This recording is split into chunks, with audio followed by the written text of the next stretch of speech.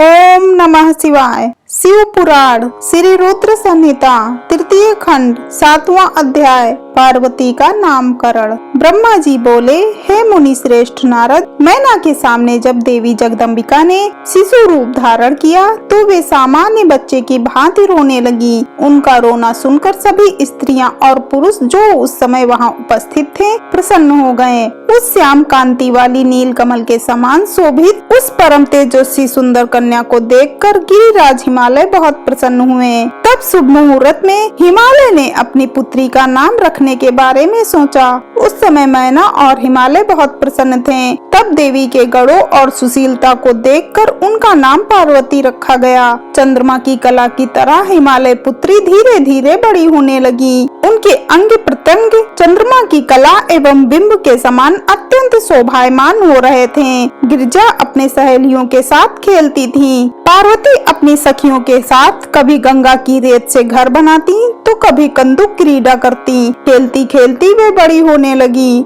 जब वे शिक्षा के योग्य हो गयी तो आचार्यों ने उन्हें विभिन्न धर्म शास्त्रों का उपदेश देना आरंभ किया। उससे उन्हें अपने पूर्व जन्म की सभी बातें स्मरण हो आईं। मुने, इस प्रकार मैंने शिवा की लीला का वर्णन तुमसे किया है। एक समय की बात है, तुम शिव लीला से प्रेरित होकर हिमालय के घर गए। हे नारद, तुम शिव तत्व के ज्ञाता हो और उनकी विभिन्न लीलाओं को समझते हो। तुम्हें आया देखकर हिमालय मैना ने तुम्हें प्रसन्नता पूर्वक नमस्कार किया तथा खूब आदर सत्कार किया। तत्पश्चात हिमालय ने अपनी पुत्री पार्वती को बुलाया और उससे तुम्हारे चरणों में प्रणाम कराया। फिर स्वयं भी बार बार नमस्कार करने लगे और बोले, हे मुनियों में श्रेष्ठ नारद, हे ब्रह्मा पुत्र नारद, आप परम ज्ञानी हैं। आप सदैव सबका उपकार करते हैं। आप भूत भविष्य और वर्तमान जानते हैं। आप परोपकारी और दयालु हैं। कृपया मेरी कन्या का भाग बताएं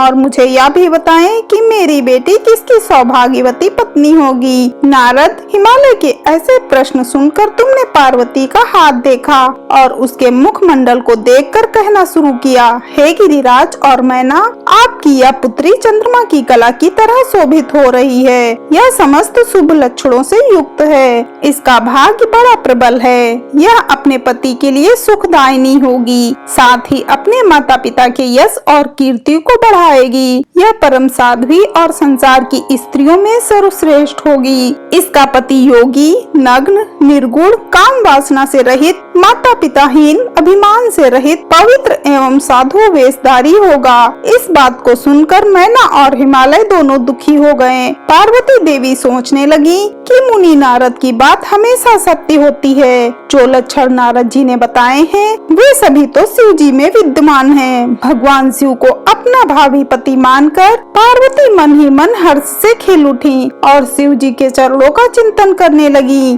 तब हिमालय बड़े दुखी स्वर में बोले कि हे नारद, अपनी पुत्री के भावी पति के विषय में जानकर मैं बहुत दुखी हूँ। आप कृपया मेरी पुत्री को बचाने का कोई मार्ग सुझाएं। गिरिराज हिमालय के ये वचन सुनकर, हे नारद, तुमने कहा, गिरिराज, मेरी कही बात सर्वथा सच होगी, क्योंकि हाथ की रेखाएं ब्रह्मा जी द्वारा लिखी जाती हैं और कभी भी झूठ नहीं हो सकती। इस रेखा का फल तो अवश्य मिलेगा, किंतु ऐसा होने पर भी पार्वती सुख पूर्वक रहे, इस हेतु पार्वती का विवाह भगवान शिव से कर दें। भगवान शिव में ये सभी गुण हैं। महादेव जी के ये अशुभ लक्षण भी शुभ हो जाते हैं। इसीलिए गिरिराज, तुम बिना विचार किए अपनी कन्या का विवाह भगवान शिव से कर दो। वे सबके ईश्वर हैं तथा निर्विकार, सामर्थ्यवान और अविनाशी हैं, किंतु ऐसा होना इतना सरल नहीं है। पार्वती शिव विवाह तभी संभव हो सकता है जब किसी तरह भगवान शिव प्रसन्न हो जाएं। भगवान शंकर को प्रसन्न करने और वश में करने का सबसे सरल और उत्तम साधन है,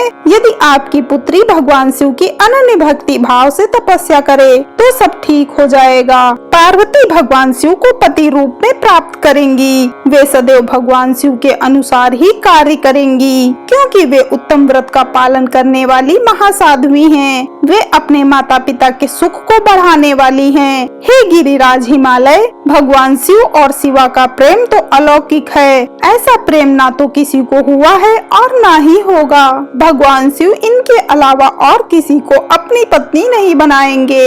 हिमालय शिव शिवा को एकाकार होकर देवताओं की सिद्धि के लिए अनेक कार्य करने हैं। आपकी पुत्री को पत्नी रूप में प्राप्त करके ही भगवान अर्धनारीश्वर होंगे। आपकी पुत्री पार्वती भगवान शिव की तपस्या से उन्हें संतुष्ट कर उनकी अर्धांगिनी बन जाएंगी। मुनि नारद, तुम्हारे इन वचनों को सुनकर हिमालय बोले, हे मुनि श्रेष्ठ नारद, भगवान शिव सभी प्रकार की इच्छाओं का त्याग करके अपने मन को संयम में रखकर नित्य तपस्या करते हैं। उनका ध्यान सदैव परम ब्रह्म में लगा रहता है। भला वे अपने को कैसे योग से हटाकर मोह माया के बंधनों में फंसने हेतु विवाह करेंगे। जो भगवान शिव अविनाशी, प्रकृति से परे, निर्गुण, निराकार और दीपक की लौ की तरह प्रकाशित हैं और सदैव परम ब्रह्म के प्रकाश पुंज को तलाशते हैं, वे कैसे मेरी पुत्री से विवाह करने पर राजी होंगे। मेरी जानकारी के अनुसार भगवान शिव ने बहुत पहले अपनी पत्नी सती के सामने यह प्रतिज्ञा की थी